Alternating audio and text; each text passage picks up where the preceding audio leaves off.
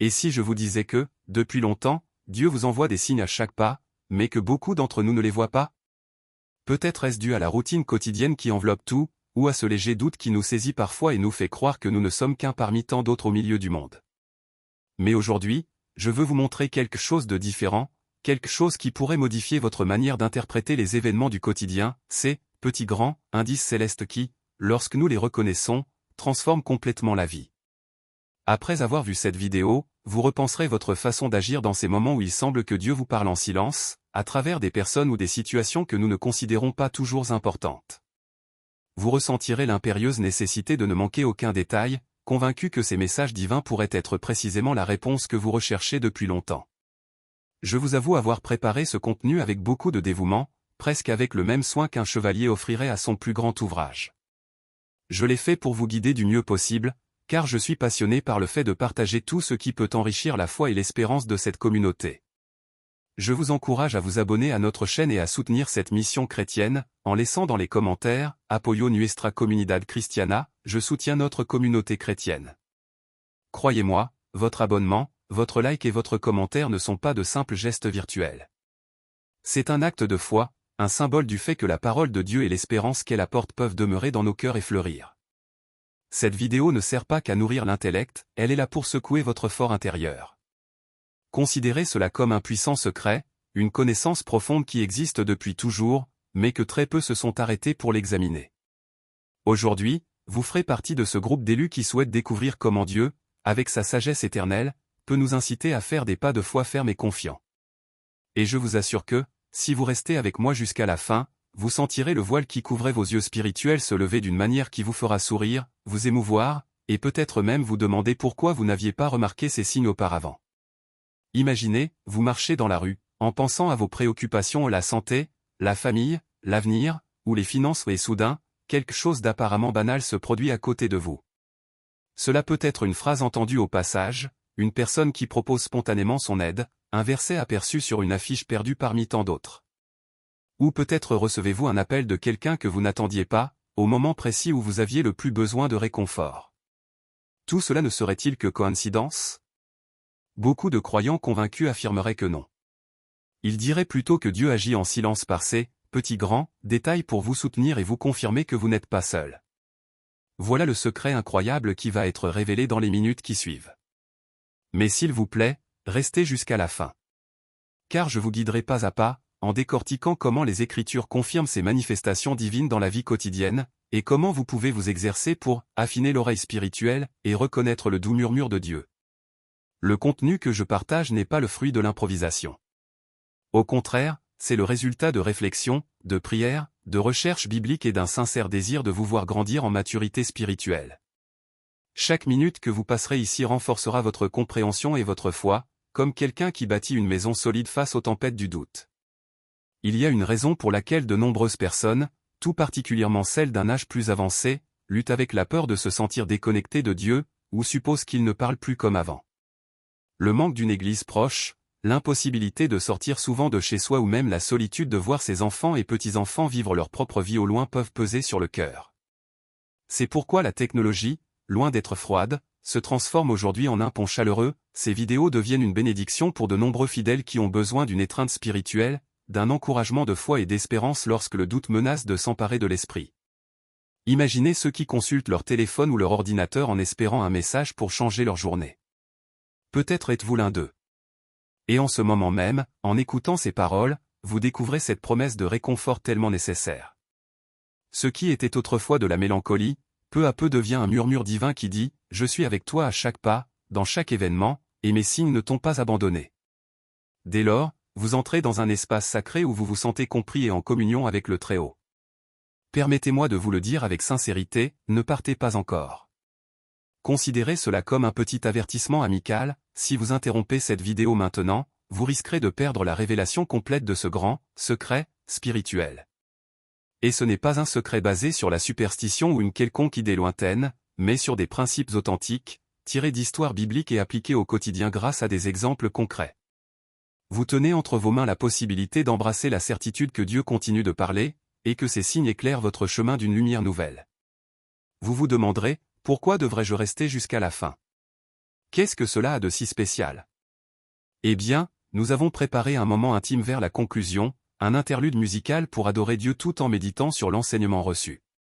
Ce sera comme s'asseoir sur le banc d'une église chaleureuse et imaginaire, avec une mélodie douce qui élève l'esprit. Et juste avant la clôture, lorsque tout l'enseignement sera lié, vous verrez clairement comment chacun des signes du quotidien s'emboîte comme un puzzle divin. Maintenant, pour que vous compreniez à quel point tout cela peut vous être bénéfique, laissez-moi vous faire une brève réflexion philosophique. Dans l'histoire de l'humanité, les grands sages et penseurs ont débattu sur la manière dont on atteint la sagesse ou l'inspiration. On a beaucoup parlé de l'expérience, de l'observation et de la raison. Cependant, tout au long de la Bible, on constate que Dieu parle à travers des expériences simples, presque imperceptibles. Le Créateur n'utilise pas toujours de grandes fracas ni de miracles retentissants. Certaines des transformations spirituelles les plus profondes se déclenchent par des moyens très subtils, une voix calme, une rencontre imprévue, un rêve qui se répète, ou la curieuse manière dont un verset se met soudain à briller devant nos yeux. Pourquoi est-ce si important dans la vie de tous les jours? Parce que nous nous convainquons souvent que la foi ne se nourrit que dans des temples bondés ou lors de grands rassemblements, alors qu'en réalité, le cœur a en permanence un canal intime avec le Père, actif 24h24. Dans cette intimité, la conscience et le cœur s'unissent pour décoder des signes qui transforment l'ordinaire en sacré. Reconnaître cette présence divine constante nous rend non seulement plus reconnaissants, mais fortifie aussi notre caractère et nous pousse à partager cette bonté avec ceux qui nous entourent. Dans les prochaines minutes, vous apprendrez à identifier les signes divins dans des situations apparemment banales, comme une conversation avec un voisin ou le chant d'un oiseau à votre fenêtre. Comprendre comment les récits et exemples bibliques valident l'idée que Dieu ne se lasse pas de nous envoyer des messages, même si parfois nous ne sommes pas réceptifs. Développer une attitude d'écoute active que ce soit dans la prière, la méditation de la parole ou même durant les moments de silence que nous laissons souvent passer inaperçus. Exercer la confiance que, si un signe m'a échappé aujourd'hui, cela ne signifie pas que Dieu a cessé de me parler, et ainsi éviter la culpabilité inutile. Je vous promets qu'à la fin de cette étude, vous serez plus proche de découvrir que ces coïncidences sont en réalité des diocidences. Et que votre propre histoire avec ses joies, ses peines et ses défis personnels continuera de s'écrire avec la participation active de l'amour infini de notre Seigneur. En fait, votre expérience personnelle peut devenir un témoignage vivant pour d'autres qui, eux aussi, cherchent de toute urgence une parole d'encouragement. C'est à ce stade qu'intervient l'invitation finale, avec laquelle j'aime engager ceux qui regardent ce contenu. Car il ne s'agit pas seulement de regarder une vidéo ou de connaître un message. Il s'agit d'aller plus loin, de s'engager dans quelque chose de plus grand. À partir de votre ordinateur, télévision ou téléphone, vous pouvez dire, tu sais quoi? Je n'avais pas d'église toute proche ou de communauté solide, mais aujourd'hui, je me sens partie prenante de quelque chose. Aujourd'hui, je décide de soutenir cette communauté chrétienne virtuelle, qui a été un refuge et aussi une nourriture pour mon âme. Et si vous décidez de vous abonner, de commenter, Apoyo Nuestra Comunidad Cristiana, et de partager cette étude avec quelqu'un dans le besoin, vous exercerez concrètement votre foi. Maintenant, je veux que vous savouriez soigneusement cet instant. Imaginez-vous comme si vous étiez à l'entrée d'un sentier que beaucoup ignorent, par crainte ou par distraction. Dans quelques secondes, nous entrerons dans les premiers pas de ce parcours biblique, découvrant un univers de messages et de révélations que Dieu laisse à la disposition de ses enfants. Toutefois, avant de plonger dans les textes sacrés et les histoires inspirantes, je vous répète, ne mettez pas la vidéo en pause et ne changez pas de page. Restons connectés, sans interrompre ce qui pourrait être l'une des expériences spirituelles les plus réconfortantes que vous ayez vécues depuis longtemps. Il est déjà temps d'avancer avec notre premier sujet biblique, dans lequel nous verrons comment un personnage des Écritures et vous serez surpris a reçu un message divin à un moment si quotidien qu'il a failli passer inaperçu. De fait, cette leçon s'entrecroise avec votre quotidien, car, tout comme ce personnage, vous aussi pouvez constater que les signes arrivent parfois quand on les attend le moins. Je vous invite donc à m'accompagner jusqu'au bout, la main dans la foi, la curiosité et l'espérance. Ne vous éloignez pas un seul instant. Rappelez-vous que si vous stoppez maintenant, vous pourriez rompre la connexion spirituelle et passer à côté de l'essence que je souhaite vous transmettre. Lorsque nous aurons terminé ce voyage ensemble, nous aurons un moment d'adoration, un instant de calme, accompagné d'une musique de fond douce pour louer Dieu avec un cœur exalté. Et c'est à ce moment-là que vous pourrez confirmer par vous-même qu'il est vraiment possible d'interpréter les signes de Dieu et de les appliquer jour après jour, sans attendre de grands événements pour sentir que le Seigneur a parlé. Êtes-vous prêts? Gardez l'esprit ouvert, le cœur disponible et la foi allumée. Restez avec moi, car nous allons maintenant découvrir ces desseins sacrés qui, parfois, se cachent derrière les incidents les plus simples et, en même temps, les plus merveilleux de la vie. Bloc 2, Gédéon est le signe incontestable de la présence divine. À la fin de notre bloc précédent, nous avions laissé en suspens l'idée d'un personnage biblique qui aurait reçu un message dans un moment si apparemment anodin que cela aurait presque pu passer inaperçu, et dont l'expérience peut s'appliquer directement à notre quotidien. Nous allons à présent nous plonger dans cette histoire afin d'illustrer concrètement ce que veut dire interpréter les signes de Dieu dans notre existence. Tout au long de ce bloc, nous allons explorer en détail le récit de Gédéon, un homme qui, entouré de difficultés et rempli d'insécurité, eut l'audace de demander des signes à Dieu. Nous verrons, pas à pas, comment cet épisode jette une lumière sur le grand thème qui nous occupe aujourd'hui, la reconnaissance de ces messages divins qui souvent surgissent dans notre routine, nous invitant à un acte de foi, d'attention et d'obéissance. Mais avant d'entrer en profondeur dans l'histoire, laissez-moi vous planter le décor. Avez-vous déjà ressenti ce doute qui, presque à votre insu, plane sur le cœur? Parfois, nous remettons en question notre capacité à accomplir la volonté de Dieu ou nous pensons que le fardeau qu'il place entre nos mains est trop lourd pour nos épaules. Éprouver du doute, particulièrement lorsque l'on atteint un certain âge et que l'on regarde en arrière avec un bagage d'expérience, positive, mais aussi parfois très douloureuse, est quelque chose de plutôt normal. Après tout, la force physique et la confiance en l'avenir ont tendance à diminuer un peu avec les années. Pourtant, l'histoire de Gédéon nous démontre que même dans notre apparente faiblesse, Dieu agit encore, et le fait à travers des signes qui, lorsqu'on les perçoit, revitalisent profondément notre foi. Gédéon a vécu à une période extrêmement troublée pour le peuple d'Israël. Si nous nous rapportons à la Bible, concrètement au livre des Juges, chapitre 6 et suivant, nous voyons que le contexte historique montre qu'Israël subissait l'oppression des Madianites. Selon le récit, ces pillards dévastaient les récoltes et réduisaient en ruine les établissements israélites, maintenant un climat de peur constant. Dans cette époque de détresse, Gédéon n'apparaît pas comme un grand guerrier, ni comme un leader à l'estime de soi solide. Au contraire, il se sent insignifiant et considère que sa lignée est la plus humble. Pourtant, au beau milieu de cette réalité hostile, un ange lui apparaît et l'appelle, vaillant héros, des paroles qui peuvent sembler étranges pour quelqu'un se percevant avec tant de limites. Imaginez Gédéon entendant un compliment aussi imposant alors que, au fond de lui, il se savait très insuffisant. Il s'est probablement demandé, « Parlez-vous vraiment de moi? Ne voyez-vous pas mes faiblesses ?» Ainsi, la première leçon de cette histoire est que Dieu nous envoie parfois un signe, un message qui heurte de plein fouet la vision que nous avons de nous-mêmes. Beaucoup de gens vivent cette situation, surtout ceux qui ont accumulé des années et ont la sensation que leur énergie s'épuise ou que le monde ne les écoute plus autant. Mais laissez-moi vous dire ceci, si Dieu a pu considérer Gédéon comme un leader alors que lui-même se trouvait chancelant, à combien plus forte raison peut-il voir en vous ces forces que vous n'avez peut-être même pas osé reconnaître? Selon le récit biblique, Gédéon reçoit l'instruction de Dieu de délivrer Israël de l'oppression madianite. Pour ce faire, le Seigneur lui promet son soutien et sa force. Mais Gédéon, homme prudent et très humain, demande un signe confirmant qu'il s'agit bien du Dieu d'Israël qui lui parle, et non d'une simple illusion. C'est là que commence la partie la plus fascinante de l'histoire, car il ne réclame pas un signe anodin, mais quelque chose qui confirme de manière tout à fait incontestable sa mission. Il va jusqu'à demander plusieurs signes, parmi lesquels la célèbre épreuve de la toison. Gédéon dépose une toison de laine sur l'aire, un lieu où l'on bat le blé, et demande à Dieu que, s'il est véritablement avec lui, la laine soit trempée de rosée au réveil, tandis que tout le sol aux alentours restera sec. Étonnamment, le lendemain matin, la toison est si imbibée que Gédéon peut en exprimer l'eau dans un bol, pendant que le sol reste sec. Cependant, têtu comme nous sommes et peinant à croire même l'évidence, Gédéon demande un second signe pour être certain que ce n'était pas une coïncidence. À présent, il veut que le lendemain se produise le contraire, c'est-à-dire que la toison demeure sèche et que le sol autour se retrouve mouillé. Et, si incroyable que cela paraisse, Dieu répond également à cette requête. Ce qui est demandé arrive, et Gédéon comprend enfin que le Seigneur l'a bel et bien choisi pour mener la libération de son peuple. Voici un point clé, beaucoup disent que ce que vit Gédéon est si extraordinaire que certains pourraient penser, c'est du passé, de nos jours il n'y a plus de prodiges comme ça. Pourtant, ne vous est-il jamais arrivé de recevoir quelque chose de si inattendu que vous vous soyez demandé s'il s'agissait d'une réponse divine?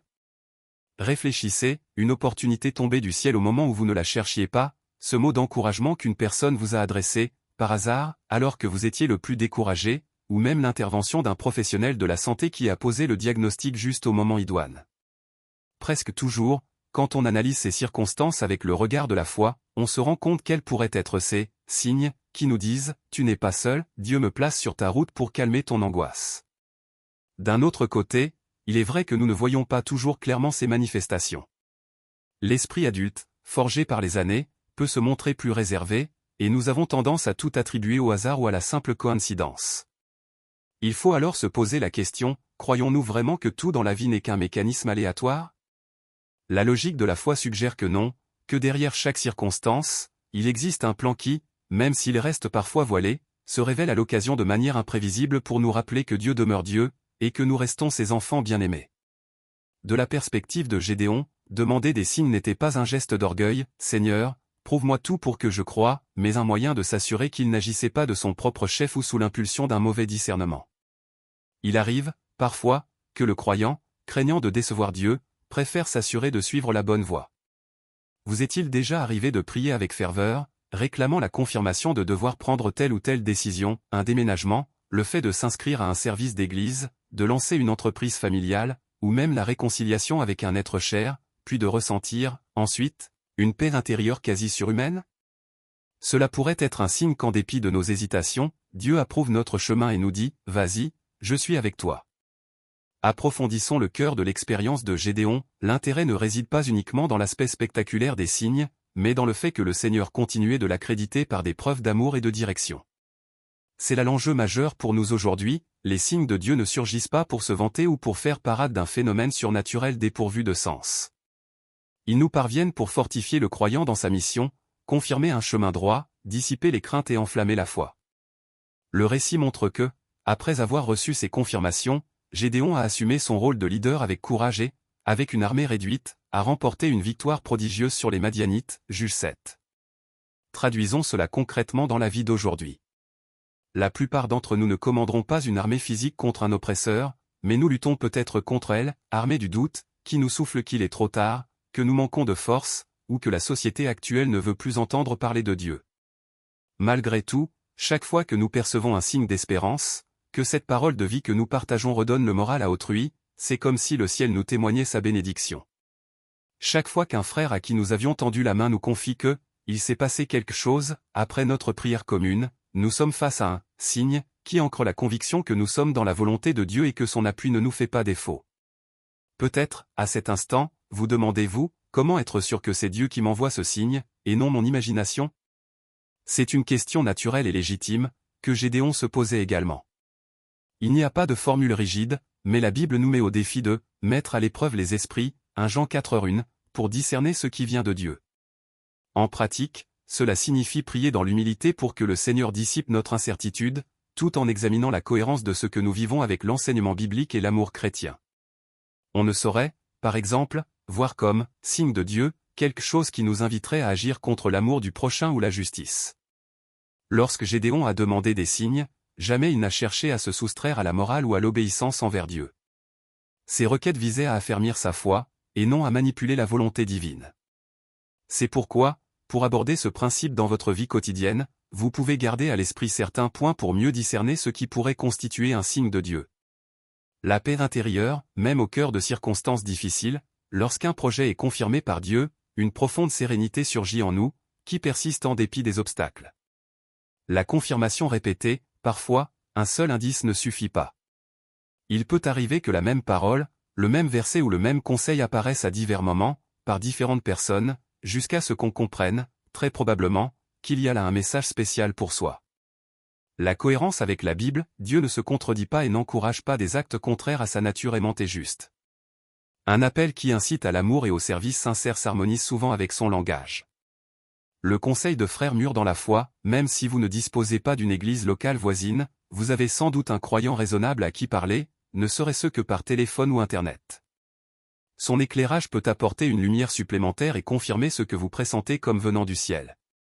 Maintenant, l'un des plus grands défis pour ceux de notre communauté qui ont déjà vécu plusieurs décennies, et qu'ils se disent souvent, à mon âge, quel signe Dieu pourrait-il bien m'adresser? J'ai déjà tout vu.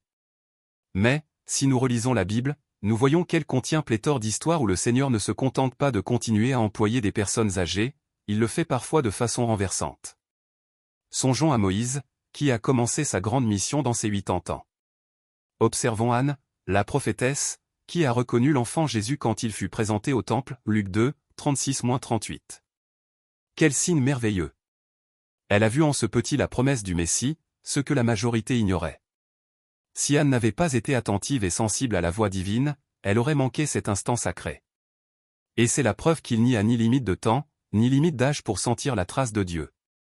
Peut-être que l'un de vos désirs les plus profonds est de vous sentir utile, de vous sentir conduit vers une tâche qui donne du sens à vos journées et vous connecte au Créateur. Laissez-moi vous dire que Dieu continue d'avoir des projets et d'envoyer des signes pour vous. Ils peuvent parfois se présenter sous l'apparence d'une personne qui a besoin de votre conseil, de votre témoignage ou de votre écoute attentive. D'autres fois, ils se montrent par votre charisme d'intercession, priez pour quelqu'un traversant de mauvais moments, et constatez par la suite que ses prières ont été exaucées, car un changement notable s'est produit. Dans chacun de ces cas, la main divine devient sensible, un clin d'œil qui confirme, je t'ai placé là, en cet instant précis, pour que tu fasses partie de mon œuvre. Gédéon l'a compris pleinement lorsqu'il a vu les fruits de son obéissance. Imaginez l'émerveillement de mener une armée réduite, quasi dérisoire aux yeux humains, à la victoire contre un ennemi grand et mieux armé. Le message que cela nous adresse est clair et réconfortant, ce ne sont pas nos forces individuelles qui déterminent l'œuvre de Dieu, mais sa puissance qui agit à travers ces vases fragiles que nous sommes tous. Et quand nous reconnaissons ces signes, non seulement nous gagnons en confiance, mais nous nous engageons dans son plan avec davantage de détermination. Vous pourriez me dire, j'aimerais percevoir les signes que Dieu m'envoie, comme Gédéon, mais mes journées se déroulent dans la simplicité de la maison, avec la répétition de quelques tâches routinières. Voici un secret, le quotidien n'est pas un obstacle, mais un cadre parfait pour contempler l'action divine. Dieu n'a pas besoin de grands shows pour se manifester. Le chuchotement du Saint-Esprit peut surgir tandis que vous arrosez les plantes, discutez avec un petit enfant, ou même la nuit quand vous ouvrez la Bible à la recherche d'un verset qui vous console. C'est précisément dans ces moments de calme que le cœur éveillé peut s'apercevoir que la parole de Dieu brille, nous offrant une compréhension nouvelle, qui nous était cachée jusqu'alors. Même si ce n'est pas le signe, extraordinaire, d'une toison qui se mouille ou s'assèche, cela n'en demeure pas moins tout aussi réel et transformateur. De plus, rappelez-vous que Gédéon n'est pas resté passif après avoir reçu les signes, il s'est mis en mouvement, il a agi en conséquence. Cela nous invite à un pas d'action important dans la foi. Peut-être sentez-vous que le Seigneur vous incite à vous réconcilier avec un proche. Ce signe revient à maintes reprises dans les prédications, dans les lectures bibliques, dans les conseils d'amis. Mais à quoi bon accumuler ces indices si on n'obéit pas, si on ne se décide pas à franchir le pas? C'est pourquoi l'histoire de Gédéon rappelle le courage, il est passé du doute sur son appel à l'idée de commander la libération d'Israël. Et quand on ose suivre les signes divins, il se produit des délivrances familiales, mentales et spirituelles plus puissantes que n'importe quelle victoire militaire. À ce moment, permettez-moi d'insister sur la connexion avec notre époque moderne. Nous vivons à une ère où nous sommes inondés de divertissements, de notifications, d'écrans et de bruit. Le danger serait de passer à côté de ces petites manifestations divines qui se glissent au milieu de nos soucis quotidiens et de cette saturation d'informations. C'est pourquoi il est bon de développer ce que nous pourrions nommer l'attention sacrée. De la même façon que Gédéon a été attentif à la toison, nous devons ouvrir notre esprit et notre cœur à la possibilité que Dieu nous parle ici et maintenant. Peut-être le Seigneur vous inspirera-t-il d'appeler aujourd'hui une personne que vous n'avez pas revue depuis longtemps, qui, sans le savoir, traverse une crise. Ou peut-être un discret élan vous poussera à prier plus souvent pour un voisin malade. Chaque fois que vous ressentez ce genre d'incitation, considérez-le comme un signe, ne l'ignorez pas. C'est peut-être Dieu lui-même vous invitant à être son messager, son ambassadeur de réconfort. Il faut aussi souligner qu'à l'instar de Gédéon, nous pouvons sans crainte apporter à Dieu nos incertitudes et nos requêtes de confirmation. Il ne s'agit pas de faire preuve d'incrédulité, mais de désirer ardemment la certitude d'être sur la bonne route. C'est une pratique qu'une personne parvenue à la maturité, ou qui le devient, apprend à effectuer avec révérence et humilité. La différence entre une recherche sincère et une mise à l'épreuve irrespectueuse de Dieu se trouve dans l'attitude du cœur. Gédéon, bien qu'il demande des signes, le fait avec le souci d'honorer la volonté divine et de ne pas entreprendre une action insensée sans l'aval et la présence du Seigneur. Nous aussi, nous pouvons prier, Seigneur, conduis-moi clairement. Si ce que je ressens vient de toi, donne-moi une confirmation. Dans le cas contraire, dirige-moi sur la bonne voie. Lorsque cette direction arrive, l'âme éprouve un soulagement et une lumière toute spéciale qu'on peut percevoir si l'on reste attentif. Et un aspect non négligeable de ce récit, qui parfois passe inaperçu, est la simplicité de l'environnement. Gédéon était occupé à battre le blé dans un pressoir, un lieu non conçu pour cette tâche, mais utilisé pour se cacher des Madianites. Dieu s'est manifesté dans cet acte du quotidien. Il n'a pas eu besoin du grand temple ni d'une assemblée nombreuse. C'est en plein labeur ordinaire que le Seigneur choisit de lui révéler une réalité supérieure. Voilà un signe pour vous et pour moi, il n'est pas indispensable de monter sur quelque montagne éloignée ni de s'enfermer dans un monastère pour recevoir une confirmation divine. Même dans le fait de cuisiner, de soigner ses fleurs ou de consulter son courrier, nous pouvons déceler cette étincelle éternelle que Dieu allume dans notre cœur. Je sais qu'en écoutant tout cela, vous pouvez éprouver un sentiment de culpabilité, surtout si vous vous dites « j'ai eu de nombreuses occasions et peut-être que j'ai ignoré les signes que Dieu m'offrait. Serait-il trop tard pour moi ?» Pourtant, l'enseignement biblique nous parle d'un Dieu patient, qui ne se fatigue jamais de nous appeler et ne nous abandonne pas après notre premier refus. Tout comme Gédéon demanda plusieurs confirmations, nous pouvons également trouver dans la grâce de Dieu d'innombrables opportunités. Ainsi, ne vous laissez pas piéger par la culpabilité, mais utilisez ce remords pour mieux rester en alerte dorénavant. Chaque matin peut être une nouvelle occasion pour, à l'image de Gédéon, poser notre toison symbolique devant Dieu et lui dire humblement « Me voici, prêt à écouter et à obéir ». Pour conclure ce deuxième bloc, imaginez que vous vous trouviez à un carrefour crucial sans savoir s'il vous faut consacrer davantage de temps à un proche malade, vous engager dans un service au sein de votre communauté chrétienne virtuelle, ou accomplir un pas de foi dans un domaine personnel. Peut-être avez-vous prié, mais vous restez toujours dans l'incertitude. Inspirez-vous de Gédéon, présentez sincèrement votre doute au Père Céleste et demandez-lui une confirmation qui apaise votre cœur. Ensuite, ouvrez les yeux de l'esprit pour discerner quelles circonstances, quelles personnes ou quelles paroles vont surgir sur votre chemin. Vous remarquerez que, si quelque chose vient vraiment de Dieu, cela se répétera plus d'une fois, ou vous procurera une joie intérieure jusqu'alors inconnue. Puis, essayez de partager votre questionnement avec quelqu'un de mature dans la foi et prêtez attention à ce qu'il vous dira. Si tout converge dans la même direction, vous pourrez alors y voir un signe légitime du ciel. À quoi bon, bien entendu, reconnaître des signes si nous n'agissons pas en conséquence? N'oublions pas qu'après avoir été confirmé, Gédéon se leva, convoqua les hommes d'Israël et se confia dans la stratégie divine, même si cela paraissait fou aux yeux humains de réduire son armée à quelques hommes. Un point parfois négligé dans les sermons est qu'après les signes vient l'obéissance. Transposons-le à notre réalité, après que Dieu nous a guidés, il convient de se lever dans la foi et d'appliquer les démarches nécessaires. Peut-être est-ce inconfortable, voire difficile, mais si le Seigneur tient la barre, pourquoi hésiter?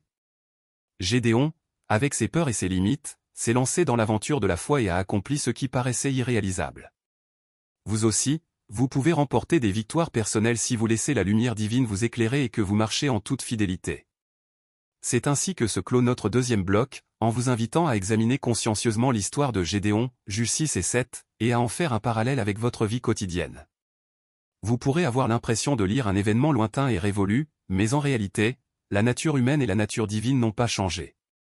Le doute qui envahit Gédéon quand Dieu lui parle, son désir d'être sûr, puis sa lente métamorphose en un chef confiant, sont un reflet de notre propre cheminement spirituel. C'est une aventure qu'on peut retrouver dans notre vie, si on est attentif à ce que Dieu fait aujourd'hui. Ne coupez pas encore cette vidéo ni ne vous éloignez de l'enseignement.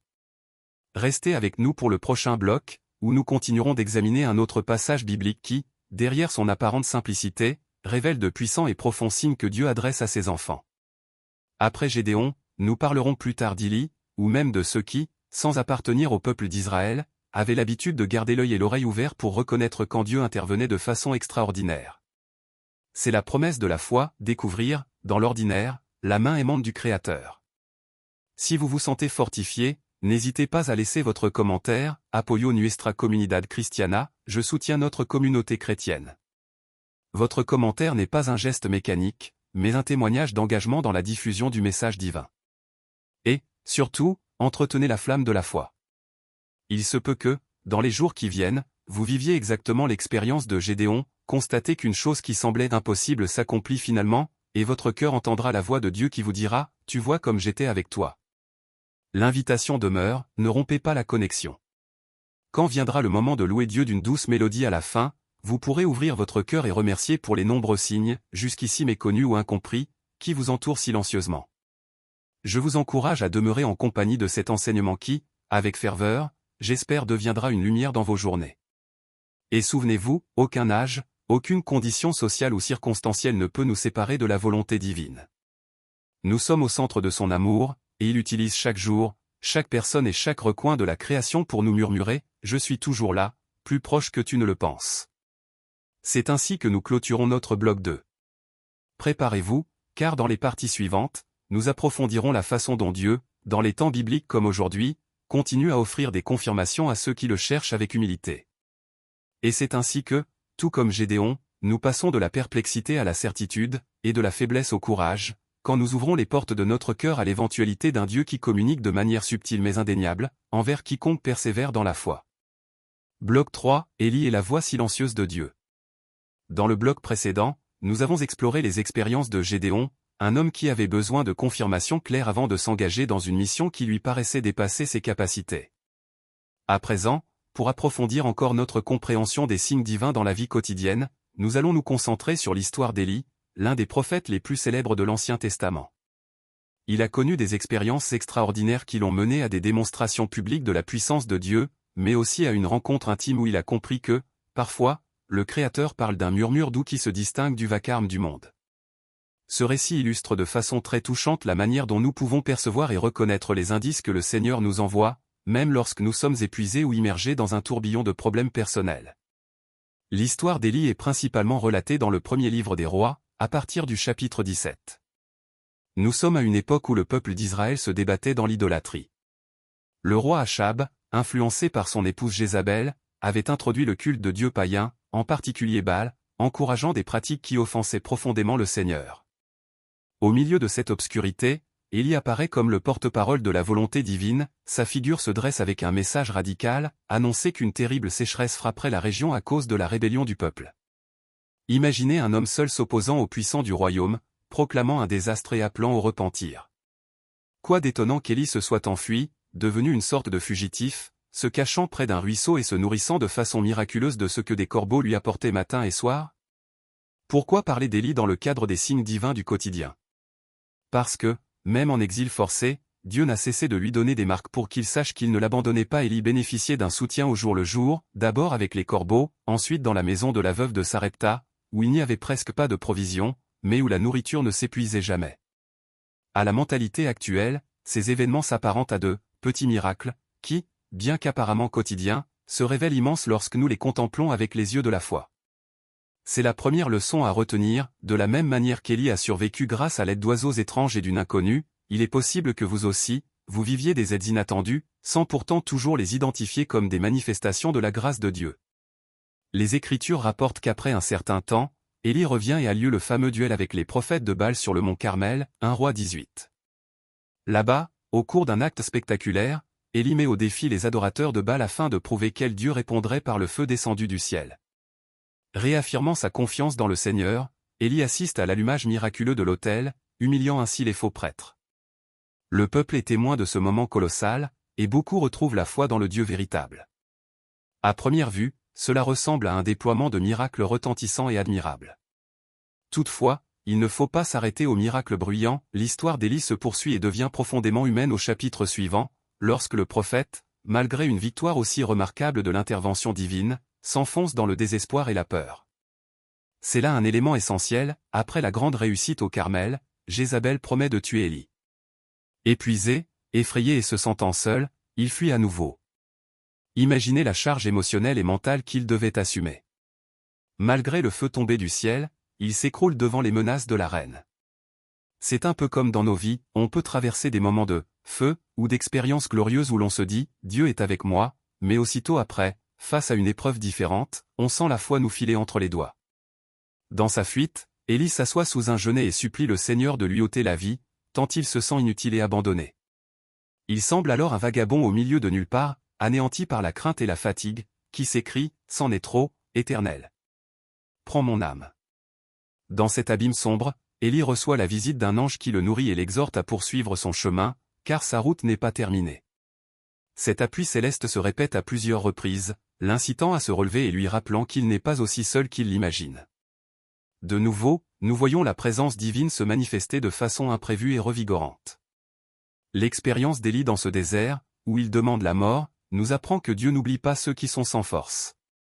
Vous avez peut-être vécu un épisode semblable, votre morale était au plus bas, votre avenir sombre, et soudain, c'est un proche qui vient vous encourager, ou une amitié providentielle qui rafraîchit votre esprit. Le plus surprenant, c'est que beaucoup de croyants, même d'âge avancé, finissent par se persuader qu'ils ne peuvent plus recevoir de consolation, quand, d'une manière ou d'une autre, le Seigneur fait apparaître des signes pour soutenir et raviver notre désir de vivre.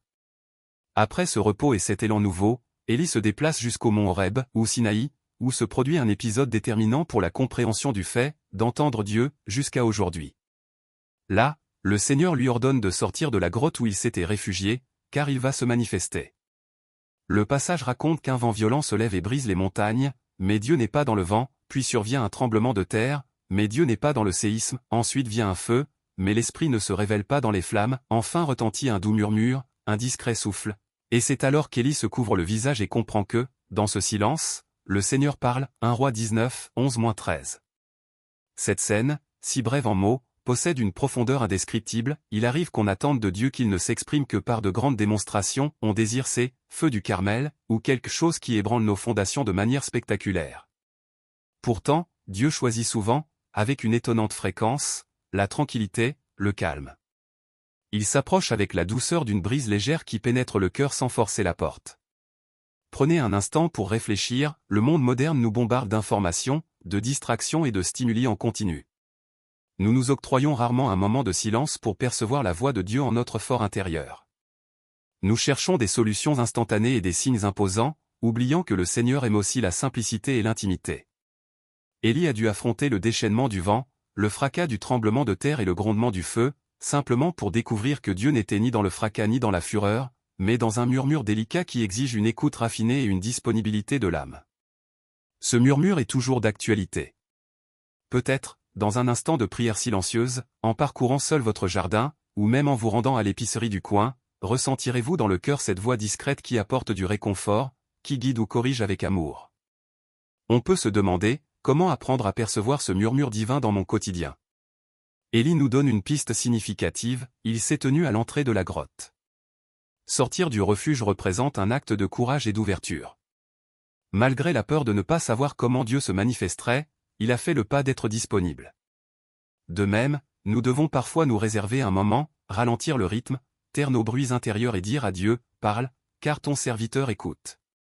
Cet exercice de recueillement n'est pas réservé à la jeunesse ou à une élite spirituelle, il est pour tous, y compris les aînés qui, dans leur solitude, peuvent disposer de plus de temps mais qui, parallèlement, subissent d'autres distractions, telles la préoccupation ou le manque de compagnie.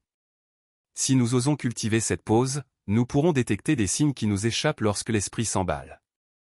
Un autre aspect marquant de ce récit est le réconfort que Dieu donne à Élie dans sa détresse. Souvenons-nous que le prophète se croyait le seul fidèle, se jugeant sans force pour poursuivre. Pourtant, la voix divine lui apprend que 7000 personnes ne se sont pas agenouillées devant Baal, 1 Roi 19h18. Autrement dit, Élie n'est pas seul. Même si tout indique que le monde entier est corrompu et qu'il est un être isolé dans une tragédie, la vérité de Dieu dément cette vision. De la même manière, nous nous croyons parfois isolés, sans communauté de foi ou sans soutien. Il se peut que vous n'ayez pas d'église proche, viviez en zone rurale, ou que vos enfants, devenus indépendants, laissent la maison vide. Pourtant, la présence divine rappelle que nous ne sommes pas les derniers vestiges d'espérance, ni les seuls croyants au monde. D'innombrables serviteurs, frères et sœurs dans la foi ou peut-être inconnus de nous prient eux aussi et s'engagent chaque jour. Il arrive souvent que le murmure de Dieu nous fasse saisir que nous ne nous perdons pas dans une steppe de solitude, il a gardé d'autres serviteurs, partageant nos convictions et veillant pour sa cause. Passons à la pratique, notre soif de preuves évidentes à l'image du feu tombé sur le Carmel peut nous faire négliger la présence discrète de Dieu dans l'ordinaire.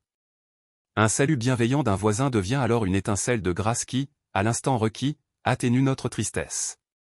Ou cette nuit d'insomnie où, presque par hasard, on ouvre la Bible et on tombe sur un verset parlant exactement à notre situation. Ou quand, tout en priant pour un souci familial et croyant que rien ne change, on reçoit soudain un coup de fil annonçant une amélioration ou une opportunité de dialogue. Dans chacun de ces signes, si nous regardons avec les yeux d'Élie, le Seigneur nous glisse, même si tu ne me vois pas dans le fracas, je suis là. Car Dieu, en plus de se révéler dans des faits tangibles, préfère souvent la délicatesse d'un murmure qui effleure la conscience et attendrit le cœur. Élie nous montre aussi que les grandes manifestations ne soignent pas toujours l'angoisse de l'âme. Il a vu le feu descendre du ciel, assisté à l'humiliation des faux prêtres, mais après quelques jours, il réclamait la mort. Cela nous enseigne qu'un miracle flamboyant, à lui seul, ne garantit pas une foi inébranlable si nous ne cultivons pas une relation intime et continue avec Dieu. Les signes servent à nous rappeler la réalité divine, mais c'est la persévérance dans la foi, nourrie au jour le jour, qui nous tient fermement. Voilà pourquoi il est tout à fait compréhensible qu'une personne d'un âge mûr, qui a vécu beaucoup de choses, ressente qu'elle a besoin de quelque chose de plus qu'un instant extraordinaire, pour demeurer ferme. Un lien quotidien de prière sincère, la lecture réfléchie des Écritures et le dialogue intérieur avec Dieu constituent la clé pour tenir bon. Les grandes démonstrations peuvent inspirer, certes, mais le murmure de la communion quotidienne est ce qui affermit l'espérance sur la durée. Dans le récit biblique d'Élie, ni la dépression ni le découragement n'entraînent le rejet par Dieu. Au contraire, le Seigneur pénètre dans ce labyrinthe d'ombre et lui offre l'assurance qu'il a encore un plan pour lui. Quel réconfort pour nous de comprendre que le fait de se sentir fatigué, vide ou perdu n'annule pas notre appel.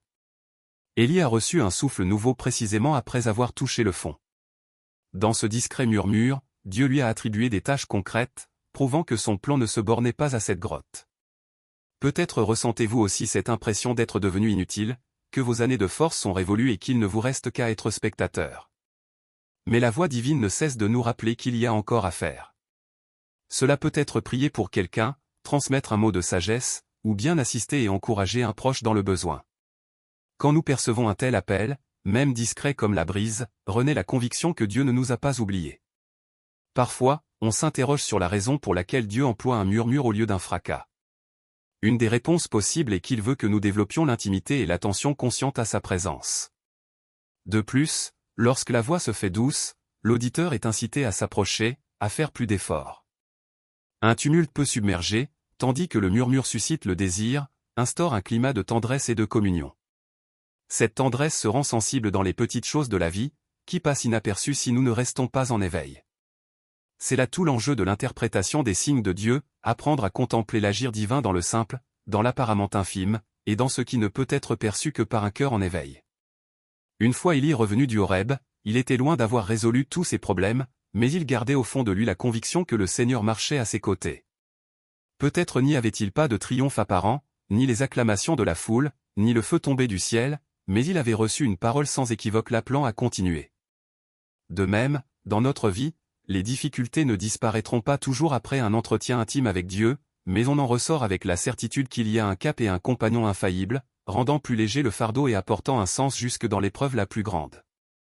Si l'un de nos objectifs, au fil de ces réflexions, est de mieux discerner les signes divins, l'expérience d'Élie nous rappelle une leçon inéluctable, assister à un phénomène spectaculaire ne suffit pas, il faut entraîner notre ouïe intérieure à capter le silence. La semaine prochaine, il ne se produira peut-être pas de miracle prodigieux sous vos yeux, mais si votre cœur est disponible, vous saurez reconnaître la main de Dieu dans des détails infimes et presque imperceptibles. C'est un peu comme savoir distinguer la voix d'un ami au téléphone malgré les interférences, l'habitude et la complicité vous permettent de l'identifier. En cheminant avec Dieu par la prière et la lecture de sa parole, cette fréquence spirituelle se clarifie, et l'on peut répondre sans hésiter, « Parle, Seigneur, ton serviteur écoute ». De la même façon qu'Élie est sorti de la caverne et a repris la main sur sa prochaine mission, je vous invite à réfléchir à votre propre caverne, qu'il s'agisse de peur, d'angoisse, de frustration, de solitude ou même d'un retranchement confortable qui vous empêche d'avancer. Prenez conscience que, peut-être, Dieu vous a déjà envoyé des signes, vous rappelant que tout ne s'achève pas ici. Il n'a pas besoin de manifestations tapageuses pour se faire reconnaître. Le souffle de l'Esprit Saint peut s'inviter lorsque vous arrosez les fleurs, discutez avec un petit enfant, ou, dans le silence nocturne, feuilletez la Bible à la recherche d'un verset de consolation. Quand votre cœur est attentif, vous devinez comment la parole de Dieu vous illumine et vous accorde un éclairage tout neuf, restez caché jusqu'alors. Même si ce n'est pas aussi extraordinaire qu'une toison humide ou sèche, ce n'en est pas moins concret et porteur de métamorphose. En outre, songez qu'Élie ne s'est pas contenté de recevoir des signes, il a bougé, a agi avec foi. C'est un stimulant pour l'action dans la foi. Quelqu'un pourrait sentir que le Seigneur le pousse à se réconcilier avec un membre de sa famille, et ce signe se répète dans des prédications, des lectures bibliques, des conseils d'amis. Mais à quoi bon ces multiples signaux si nous n'obéissons pas, si nous n'osons pas franchir la barrière ? Voilà pourquoi le récit d'Élie exhorte à la bravoure, il est passé de la tentation du désespoir à la reprise d'un rôle prophétique actif pour Israël. Et lorsqu'on accepte de suivre les signaux divins, il s'opère des libérations dans la famille, dans la pensée et le cœur, souvent plus puissantes que n'importe quelle victoire militaire. À ce stade, permettez-moi d'insister sur l'application à notre vie moderne. Nous vivons dans une époque saturée de diversions, de notifications, d'écrans, de bruit. Le danger est d'ignorer de petites manifestations divines glissées entre nos soucis quotidiens et l'excès d'informations. C'est pourquoi il est important de cultiver ce que nous pourrions appeler l'attention sacrée. Comme Élie a été attentif au vent, aux tremblements de terre et au feu, nous devons orienter notre esprit et notre cœur vers la possibilité que, oui, Dieu nous parle encore aujourd'hui. Peut-être le Seigneur vous souffle-t-il l'idée de contacter aujourd'hui une personne que vous n'avez pas vue depuis longtemps et qui, sans que vous le sachiez, traverse une crise. Ou peut-être ressentez-vous le léger désir de prier plus régulièrement pour un voisin malade. Chaque fois que vous ressentez ce genre d'élan, considérez-le comme un signe, ne l'ignorez pas. C'est sans doute le Seigneur qui vous convie à être son messager, son ambassadeur de consolation. Rappelons-nous également qu'à l'exemple d'Élie, on peut exposer nos doutes et nos requêtes de confirmation à Dieu sans crainte. Ce n'est pas faire preuve d'incrédulité, mais aspirer à la certitude d'être sur le bon chemin.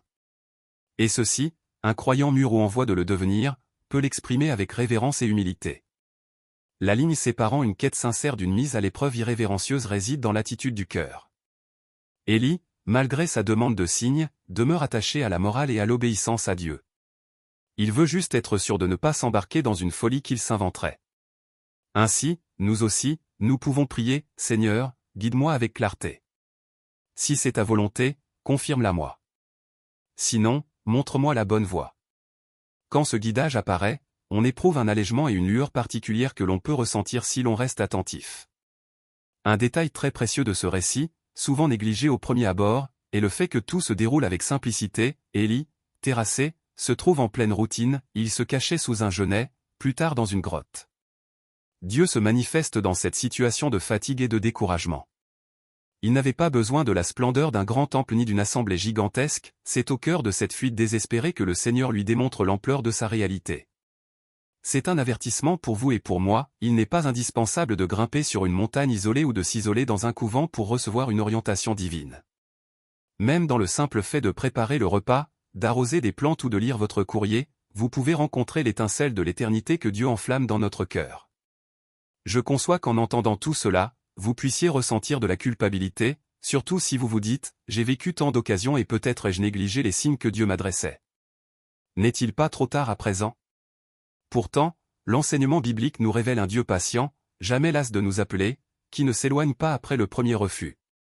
Tel qu'Élie réclama plus d'une preuve, nous pouvons trouver dans la grâce divine de multiples secondes chances.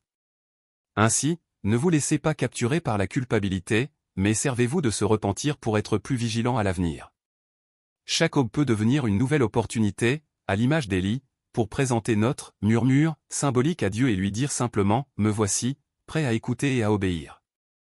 En guise de réflexion finale pour ce bloc, imaginez que vous soyez, en ce moment, à la croisée des chemins, ignorant s'il convient de vous consacrer davantage à un parent malade, de vous engager dans un service au sein de votre communauté chrétienne virtuelle, ou de faire un pas de foi dans un domaine personnel. Peut-être avez-vous prié, mais sans chasser le doute. Apprenez d'Élie, exposez sincèrement votre incertitude devant le Père Céleste, implorez une confirmation qui apporte la paix à votre cœur, puis ouvrez l'œil spirituel pour voir quelle situation, quelle personne ou quelles paroles s'installeront sur votre chemin. Vous pourrez constater que si quelque chose vient vraiment de Dieu, cela se manifestera à plusieurs reprises ou suscitera une joie intime nouvelle. Partagez également votre trouble avec une personne mûre dans la foi et écoutez attentivement ses conseils. Si tout s'accorde, vous pourrez estimer être face à un vrai signe venu d'en haut. Cela ne sert à rien, et évidemment, de recevoir des signes sans agir en conséquence. Songeons qu'Élie, après en avoir reçu, s'est remis debout, a trouvé Élisée et s'est replongé dans le ministère prophétique, contribuant de façon cruciale au dessein divin dans une période troublée. Ce même courage peut être le vôtre. Cessez de s'isoler dans une caverne de peur, d'inquiétude, de confort ou de routine stérile. Dès qu'on se laisse éclairer par les lueurs divines, on se lève pour accomplir ses projets. Et quand on obéit, il se produit souvent des libérations, dans la famille, dans la pensée ou dans le cœur, plus puissantes que n'importe quelle autre démonstration. Nous achevons ainsi notre bloc 3, soulignant combien l'histoire d'Élie témoigne de la manière dont Dieu utilise la grandeur visible et le murmure invisible pour émouvoir le cœur humain. Contrairement à Gédéon, dont les signes furent tangibles et presque physiques, dans le cas d'Élie, on retient ce paradoxe de l'intime et du grandiose en même temps. En assimilant ces enseignements, nous pouvons découvrir que, dans notre propre vie, la voix de Dieu peut briller dans ce qui est le plus simple et ordinaire, et la foi se fortifie non seulement grâce à des faits exceptionnels, mais surtout à la douceur de sa présence au cœur des péripéties de l'existence. Je vous invite à poursuivre votre écoute dans les prochains blocs, où nous étudierons d'autres récits bibliques reflétant la variété dont dispose le Créateur pour communiquer sa volonté et son amour. À la fin de ce voyage, notre but est que votre sensibilité spirituelle se perfectionne afin que vous sachiez reconnaître, sans l'ombre d'un doute, quand Dieu frappe à votre porte. Et même si nous n'insisterons pas sur une invitation formelle à partager vos impressions, j'ai bon espoir que votre cœur sera pénétré de la certitude que le Seigneur parle aujourd'hui, comme autrefois, dès lors qu'on est disposé à l'écouter avec humilité et attention.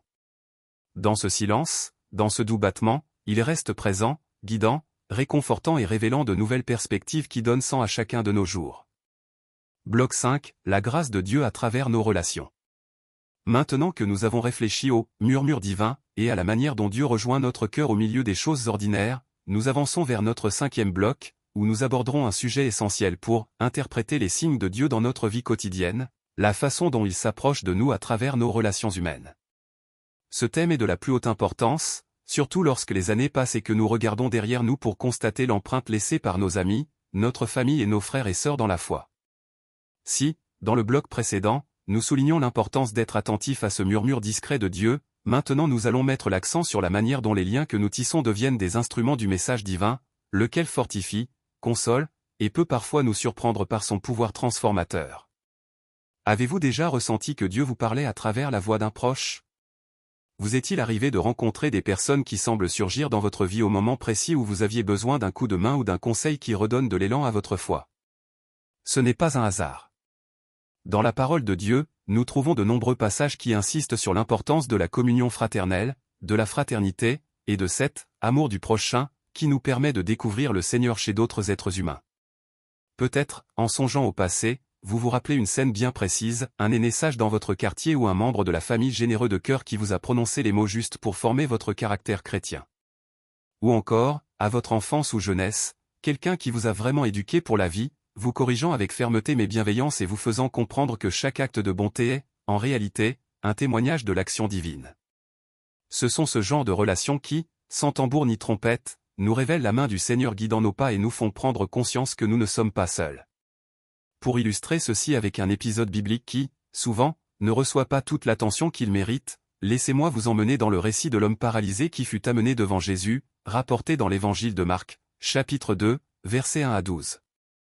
Cet homme, ne pouvant pas marcher, pouvait compter sur la fidélité et l'amour de 4 amis.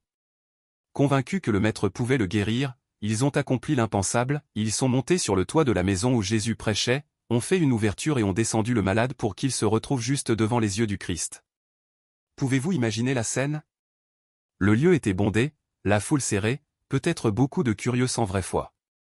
Mais au milieu de la multitude, un groupe d'amis courageux décide de tout faire pour que leurs compagnons reçoivent la bénédiction. Jésus, voyant la foi de ces 4 personnes qui n'ont pas reculé devant la difficulté, a accompli le miracle, le paralysé a été guéri. La force de ce récit ne réside pas seulement dans la guérison physique, mais aussi dans la leçon qu'il renferme, il y a eu un acte de communion, de don réciproque. Ces amis se sont fait canaux vivants de la grâce de Dieu et, en fin de compte, un signe où l'amour humain reflète l'amour divin. Projetons cela dans notre réalité d'aujourd'hui, nous ne pouvons probablement pas descendre quelqu'un d'un toit, mais nous pouvons porter autrui dans nos prières, offrir un mot d'encouragement ou partager, par exemple, une vidéo comme celle-ci, dans l'espoir que la personne concernée fasse une rencontre puissante avec le Seigneur. Repensez aussi à un autre passage pouvant vous apporter de l'espérance, et qui se rattache à votre propre expérience de vie, dans l'Ecclésiaste 4h12, dans l'Ancien Testament, il est question du « cordon à 3 brins » qu'il est difficile de rompre. Dans ce texte, il est indiqué que 2 valent mieux qu'1, et quand on ajoute Dieu à cette équation, formant ainsi une triple corde, on atteint une solidité inégalable. Souvent, lorsque nous prenons de l'âge et que notre vigueur physique décline, nous nous rendons d'autant mieux compte de l'importance d'un bras secourable. Par ailleurs, quel émerveillement lorsqu'on découvre que nous-mêmes pouvons être ce soutien pour quelqu'un d'autre. Ainsi, lorsque la foi réunit 2 ou 3 personnes, ce cordon devient incassable, un témoignage de la puissance de la communion en Christ. Ce qui est beau, c'est que, du point de vue de Dieu, nous n'avançons quasiment jamais seuls vers les transformations personnelles. Il y a des grands-mères qui jouent un rôle de piliers inébranlables pour leurs petits-enfants, en leur prodiguant des conseils nourris de foi et de courage qu'ils garderont à l'esprit toute leur vie. Ou des parents qui, au soir de leur vie, reçoivent l'aide de leurs enfants pour faire face à des moments d'isolement ou de maladie, et cette assistance devient à son tour un rappel de la compassion divine. Si vous ouvrez bien les yeux, vous verrez que chaque rencontre humaine tisse un canevas d'histoire dans lequel Dieu se rend présent. Ce qui semble n'être qu'un simple attachement naturel peut se transformer en un mécanisme précis de la grâce du Père.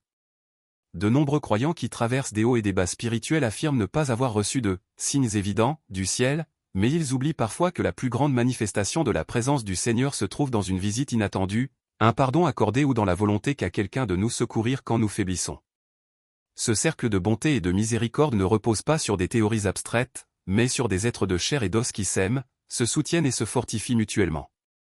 Quelque chose d'intéressant nous arrive souvent en avançant en âge, nous hiérarchisons différemment nos attentes vis-à-vis de l'existence, nous attachant davantage à la paix et à la compagnie, et moins au tumulte et à la compétition. Toutefois, avec l'expérience acquise, nous pouvons aussi nous trouver face à des barrières affectives, nous pouvons croire que nous ne sommes plus disposés à tisser ou approfondir de nouvelles relations. Nous sommes peut-être freinés par l'insécurité, les pertes qui nous ont blessés, ou un certain fatalisme qui nous fait penser « à quoi bon ?» Mais c'est précisément là que la Bible est la plus claire en nous montrant que l'aide mutuelle entre frères et sœurs dans la foi ne dépend pas de l'âge, mais bien de l'ouverture du cœur. Personne ne dépasse l'âge pour rendre témoignage, ni pour devenir un canal de bénédiction pour son prochain. Dans le récit de Ruth et Noémie, par exemple, nous admirons la fraîcheur d'une loyauté au milieu de l'adversité. Noémie était une veuve plus âgée qui, après avoir perdu son mari et ses fils, retourna dans son pays, submergée par l'amertume. Ruth, une jeune Moabite qui avait été sa belle-fille, choisit néanmoins de la suivre. Aux yeux du monde, un tel lien aurait dû s'interrompre avec la mort des maris. Qui se serait attendu à ce qu'une belle-fille suive sa belle-mère? Pourtant, Ruth fait preuve d'un amour inconditionnel et prononce ces mots célèbres, « Ton peuple sera mon peuple, et ton Dieu sera mon Dieu », Ruth 1h16, qui relève aussi d'un acte de foi. À travers Ruth, Dieu accorda du réconfort et de la stabilité à Noémie. Toutes deux donnent un exemple puissant de la façon dont la dévotion et l'unité peuvent surmonter les barrières générationnelles, culturelles et même religieuses. Quelles leçons pouvons-nous en tirer pour notre quotidien? Qu'il s'agisse des plus âgés ou des plus jeunes, le Père Céleste veut nous employer pour transmettre de l'espérance aux autres. Peut-être êtes-vous, en ce moment, en train de penser à quelqu'un qui se désespère dans la solitude, ou à un voisin qui se sent coincé dans ses difficultés. Quelle meilleure preuve de l'attention divine que votre témoignage honnête et votre proximité pleine d'amour? Ce n'est pas forcément un membre de votre famille, mais votre simple présence, vos prières ou votre affection sincère peuvent s'avérer être une preuve tangible que Dieu ne l'a pas abandonné. De même, dans le Nouveau Testament, nous voyons Jésus cheminer avec 12 apôtres, entouré de gens ayant besoin de lui, qui le cherchaient jour et nuit. De cette proximité sont nées les premières communautés chrétiennes dont on lit le récit dans le livre des Actes. La fraternité, le partage des biens, la prière commune, et un feu spirituel qui conquiert ceux qui observent la façon de vivre des premiers croyants. L'amour fraternel est alors devenu la marque de la présence divine au milieu d'eux, et cette dynamique ne concerne pas que le passé. De nos jours, même si certains ne peuvent pas se réunir physiquement, ils peuvent se soutenir grâce à la prière collective, aux appels téléphoniques, à la correspondance ou, bien sûr, à ces moyens numériques nous permettant de nous sentir plus proches. Lorsque vous participez à cette communauté, en laissant des commentaires ou en recevant la parole de manière régulière, ce lien fraternel grandit et, souvent, remplace l'absence d'une assemblée locale à proximité. Je tiens d'ailleurs à souligner, avec humilité, combien je m'efforce, dans chaque vidéo, de poser les bases de cette connexion spirituelle. Je ne le fais pas pour recevoir des louanges, mais parce que je comprends que si vous et moi faisons partie d'un même corps, le corps de Christ, j'ai un devoir de service, de guide, d'accompagnement, tout en me laissant moi-même édifier par votre témoignage. C'est pourquoi je vous invite à demeurer solide au sein de cette communauté et, si vous ne l'avez pas encore fait, à vous abonner. Car ce simple acte, en apparence, symbolise la persévérance de notre communion et atteste que, tous ensemble, nous portons la mission divine de diffuser la parole. Je vous encourage aussi à partager ce message avec des personnes qui pourraient en avoir besoin. J'ai constaté bien des fois qu'aucun cœur n'est si endurci qu'il ne puisse répondre à la grâce, surtout lorsqu'il la voit se concrétiser dans la proximité d'un autre croyant. Au vu de cela, n'oubliez pas un point crucial, vous aussi, vous pouvez refléter la lumière divine pour les personnes qui vous entourent. Il serait faux de penser que le canal de bénédiction n'est toujours que quelqu'un d'autre. Vous avez peut-être connu des périodes de la vie où vous estimiez ne pas avoir suffisamment de force, et voilà qu'alors un frère ou une sœur dans la foi vous a tendu la main. À présent, vous pouvez également être cet instrument pour quelqu'un, même si vous vous sentez affaibli ou éprouvé par l'âge. Si vous repassez en mémoire les témoignages les plus poignants de serviteurs de Dieu, vous constaterez que bon nombre d'entre eux sont nés de cœurs fatigués ou blessés, qui ont découvert dans la grâce du Seigneur un nouvel élan. L'apôtre Paul met l'accent dans ses lettres sur l'importance de « s'édifier mutuellement ». Lorsqu'il écrit à l'église d'Éphèse, il rappelle que Dieu a donné à chaque croyant des dons, pour l'édification du corps de Christ, cf Éphésiens 4, 11-12. Vous pourriez vous dire, mais je n'ai plus la force de sortir de chez moi, mes yeux ne me permettent plus de lire aisément, mes mains se fatiguent vite. Néanmoins, votre témoignage de foi, vos prières et votre présence accueillante peuvent être les talents que le Seigneur utilise pour faire resplendir son amour dans la vie d'autrui. Ne sous-estimez pas la valeur d'une simple conversation sincère de quelques minutes, ne minimisez pas la puissance spirituelle contenue dans un « que Dieu te bénisse » ou un « tu peux compter sur moi, je prierai pour toi ». Souvent, c'est précisément cette phrase ou ce geste qui incite quelqu'un à ne pas se laisser abattre par le désespoir.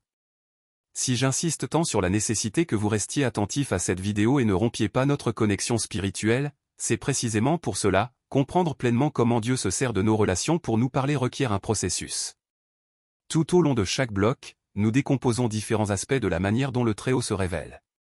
Et ce, bloc 5, est un stade essentiel pour percevoir la façon dont l'amour chrétien et la communion peuvent être le reflet sur terre de la grâce divine.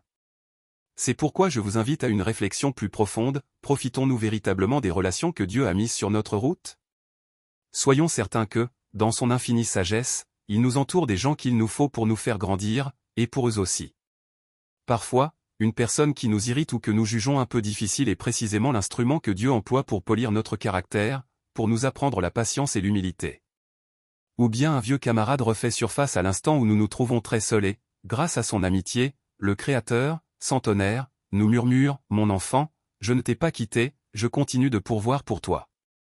C'est une réalité, il ne faut pas le nier, nous avons parfois été blessés ou déçus par quelqu'un qui a mal agi contre nous, y compris au sein de nos églises ou de nos familles. Néanmoins, l'appel du Christ est à persévérer dans la foi et l'amour, non à nous retrancher dans l'amertume. Oui, il se peut que quelqu'un n'ait pas su nous apprécier, ou que nous ayons cessé de fréquenter un ancien compagnon de foi, mais cela n'invalide pas le plan de Dieu ni la bonté qu'il a déposée en nous. Par sa grâce, nous pouvons guérir de nos blessures et poursuivre l'effusion de sa lumière envers ceux qui sont disposés à l'accueillir. J'ai déjà mentionné la parabole du bon samaritain, Luc 10, 25-37. Même si beaucoup la considèrent très rebattue, elle recèle un message profondément fort sur la façon dont les relations peuvent transcender les barrières sociales et religieuses. Un homme qui aurait dû être traité comme un ennemi s'est finalement montré celui qui a secouru et protégé le blessé laissé au bord de la route.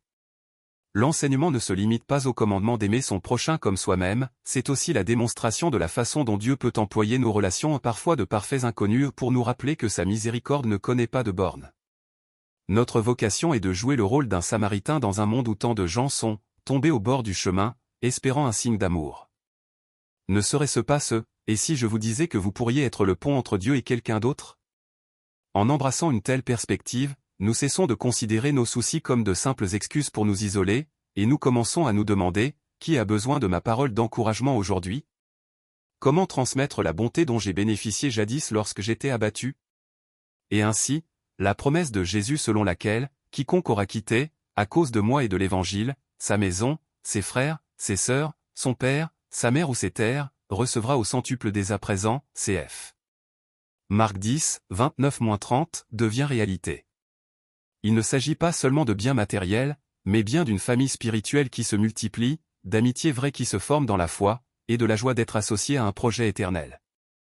Vous vous demanderez, comment, à mon âge avancé, puis-je encore nourrir ces liens qui reflètent la présence de Dieu, sans m'épuiser ou me mettre en danger d'être à nouveau déçu?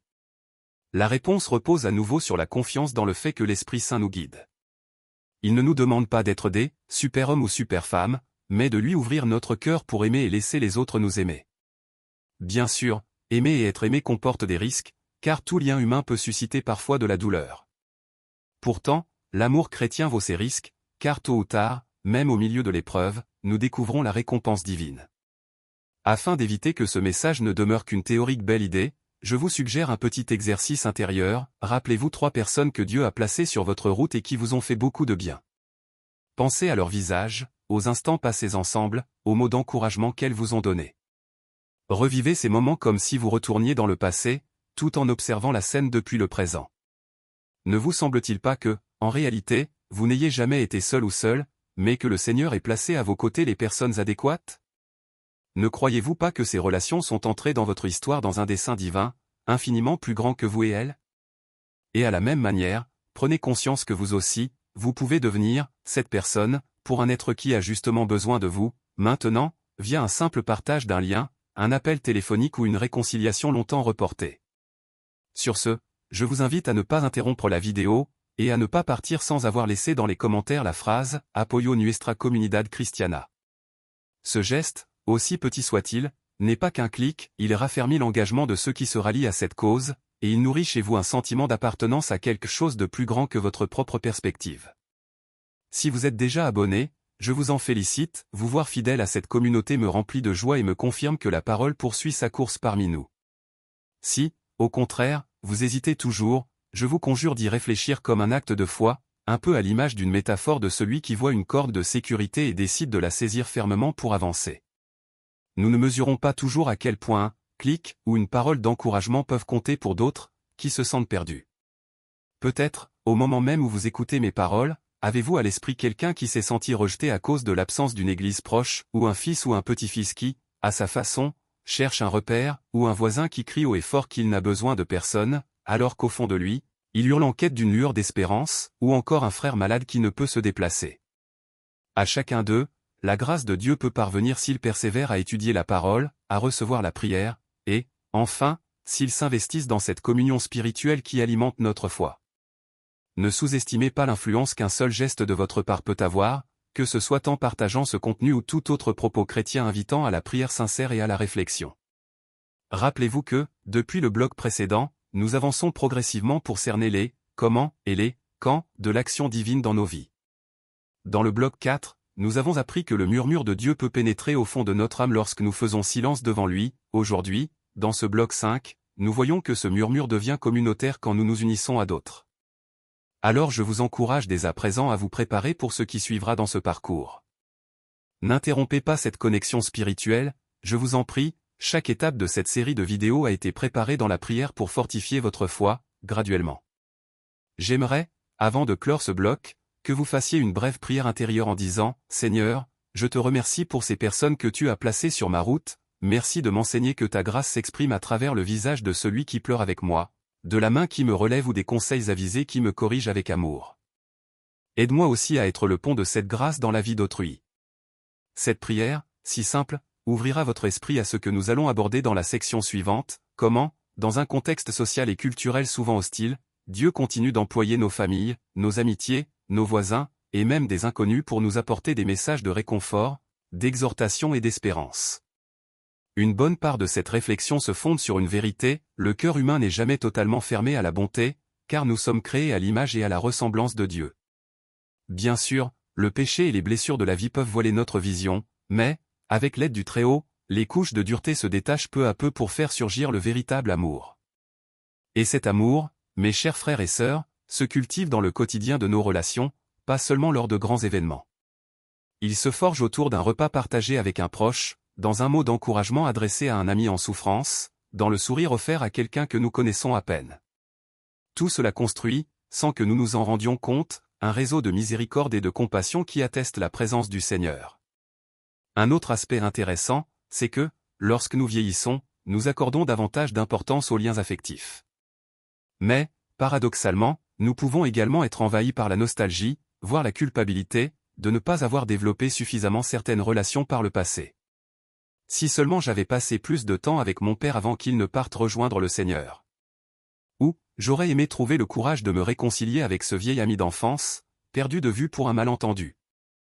Néanmoins, quand l'Esprit Saint agit en nous, il nous apprend que le pardon et la réconciliation restent possibles, parfois, même si la personne qu'on voudrait étreindre n'est plus là, il nous offre l'occasion de nous libérer d'un fardeau émotif par la prière et la confiance en Dieu. Ainsi, cette partie de notre histoire peut aussi être guérie pour se changer en témoignage vivant que l'amour divin peut transcender nos erreurs. Et tout cela s'appuie sur une espérance majeure, le Christ ressuscité qui nous a promis d'être avec nous, tous les jours, jusqu'à la fin du monde, Matthieu 28, 20. Ce Christ n'apparaît pas seulement dans les temples ou pendant les cultes en grand comité, mais il est tout particulièrement présent dans l'amour mutuel que se vouent les croyants. N'a-t-il pas dit, « À ceux-ci tous reconnaîtront que vous êtes mes disciples, si vous avez de l'amour les uns pour les autres » Jean 13h35. Cet amour se concrétise dans les liens, les connexions affectives, les ponts que nous bâtissons quand nous nous approchons de celui qui est dans le besoin, quand nous nous intéressons aux malades, quand nous pardonnons à celui qui nous a offensés, et même quand nous recevons avec reconnaissance l'aide d'autrui, sans orgueil ni suffisance. C'est ainsi que je m'enthousiasme de voir les choses s'assembler, la voix de Dieu est un murmure qui, souvent, retentit à travers le conseil avisé d'un frère, l'étreinte sincère d'un membre de la famille ou le salut honnête d'un prochain cherchant à construire et non à détruire. Et même si la plupart d'entre nous souhaiteraient peut-être observer un miracle éclatant dans chacune de nos difficultés, la réalité nous montre que, dans la grande majorité des cas, la miséricorde divine se manifeste via de petites actions d'amour humain. C'est là qu'il devient vital de comprendre que, nous qui faisons partie de cette communauté de foi, sommes tous susceptibles de devenir acteurs de ces petits grands miracles du quotidien. Voilà pourquoi je vous demande de ne pas vous arrêter là. Nous avons déjà abordé les 4 premiers segments, mettant en lumière différents points sur la relation que nous entretenons avec Dieu et sur la nécessité de conserver un cœur à l'écoute de son message. Dans ce bloc 5, l'idée principale est que vous preniez pleinement conscience que les personnes que vous aimez, celles qui vous aiment et même celles qui, au premier abord, semblent incompatibles avec votre manière d'être, recèlent des occasions et des défis qui nous rapprochent du Créateur. Alors, dans vos journées, posez-vous la question, qu'est-ce que Dieu veut m'enseigner à travers cette personne? Comment désire-t-il que je le représente devant mes amis et ma famille? Dès lors qu'on adopte cette attitude, on change de perspective, on devient plus empathique, plus intrépide pour faire un pas de plus vers la réconciliation ou pour offrir le soutien affectif dont quelqu'un a besoin. Et puis, n'oubliez pas un élément déjà évoqué, il existe des personnes qui, sans disposer d'une église proche ou qui, pour raison de santé, ne peuvent quitter leur domicile, trouvent dans cet espace virtuel la prolongation de la main de Dieu. On pourrait facilement n'y voir que de simples contacts distants, de purs inconnus connectés par Internet, mais quand nous y ajoutons la foi en Christ, l'image se transforme et nous nous découvrons partie d'un même corps vivant. Ainsi s'explique mon appel incessant à vous abonner, à partager et à commenter, Apoyo Nuestra Comunidad Cristiana, dans le but de fortifier l'unité spirituelle dont nous avons tant besoin. De cette façon, un plus grand nombre de personnes pourra bénéficier de cette parole et comprendre qu'ils ne sont pas seuls dans leur pèlerinage. Pour finir, laissez-moi vous rappeler encore de ne pas mettre la vidéo en pause, de rester jusqu'à la fin, car nous ne sommes qu'à mi-chemin dans cette série de bloc à bloc. Il y a encore beaucoup à démêler, et dans le prochain épisode, nous approfondirons comment les crises personnelles deviennent des opportunités pour reconnaître les signes de l'intervention divine. Nous verrons comment, au sommet de l'épreuve, lorsque tout semble se briser, les relations avec d'autres croyants peuvent être la clé qui nous fait sortir plus fort. Si, jusqu'ici, ce que vous avez entendu vous a paru bénéfique, croyez-moi, les étapes suivantes du puzzle élèveront encore davantage votre foi vers un degré de maturité supérieur. Ne rompez pas le lien, autrement dit ne laissez pas cette série inachevée. Songez à tout ce que moi aussi, en tant que chevalier, ayant investi beaucoup de temps et de passion dans la préparation de ce contenu, j'attends de votre part en retour, chaque fois que vous regardez une vidéo entièrement, que vous commentez, que vous invitez quelqu'un d'autre à nous rejoindre et que vous mettez en pratique ce que vous avez appris, vous contribuez à étendre la lumière de Dieu. Ne sous-estimez pas l'ampleur que peut revêtir votre fidélité. Si tous les membres de la communauté chrétienne profitent de cette occasion et persévèrent, non seulement votre propre vie sera transformée par l'espérance, mais vous deviendrez vous-même un acteur de miracles dans le cœur de beaucoup. Avant de conclure ce bloc, je vous invite à poser le regard sur votre propre passé. Combien de fois avez-vous reconnu la main de Dieu à travers une personne qui est arrivée, par hasard, dans votre existence? Il se peut que ce fût un médecin prévenant, un beau-frère qui vous a offert une Bible, une voisine avec qui vous priez ensemble chaque samedi, ou quelqu'un qui, un jour, vous a donné une leçon d'humilité. Voyez cela comme une trame soigneusement tissée par le Seigneur. Plus vous en prenez conscience, moins vous croirez au hasard, et plus vous vous attacherez à la providence.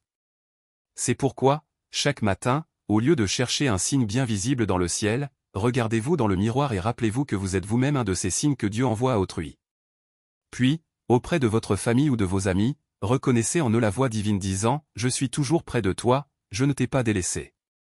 De la même manière, la prochaine fois qu'un inconnu vous sourit dans un espace public, qu'un petit enfant se libère pour discuter avec vous, ou que vous recevez un message imprévu d'une personne que vous aviez cru perdue de vue, ne classez pas cela comme un simple événement isolé, mais demandez-vous, « Seigneur, qu'est-ce que tu veux m'enseigner ici? Quelle part de ton amour veux-tu me révéler ?» En vivant ainsi, vous commencerez à percevoir la présence de Dieu dans ce qui paraissait insignifiant. Et en faisant de cette conscience une habitude, vous verrez votre cœur se remplir de gratitude, trouvant de nouvelles raisons de prier et d'adorer le Créateur. Si vous êtes arrivé, ou avez écouté, jusqu'ici, je tiens à vous féliciter, car cela montre un engagement sincère à suivre cette série. Maintenant, pour conclure tout en conservant la chaleur de notre communion, je renouvelle mon invitation, laissez un commentaire avec les mots « Apoyo nuestra comunidad cristiana ». Ensemble, encourageons ceux qui découvrent cette vidéo après avoir connu la solitude, ceux qui croient que le monde les a laissés pour compte ou qui luttent pour préserver l'unité de leur famille. Manifestons la réalité que, même virtuellement, nous sommes l'Église que Christ chérit, celle qui s'appuie sur l'unité et qui peut étendre le feu de l'Esprit jusqu'aux confins de la terre. De plus, profitons de ces derniers instants pour louer Dieu ensemble, portés par la musique qui va bientôt nous accompagner.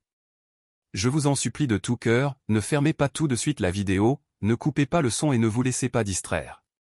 Offrez quelques minutes sacrées pour contempler la bonté du Seigneur, en vous rappelant les innombrables relations qui vous ont déjà béni et qui continueront de vous bénir. Dans cette adoration, il peut y avoir des larmes comme des sourires, mais, surtout, un aveu que nous ne cheminons jamais seuls dans cette longue route de la vie.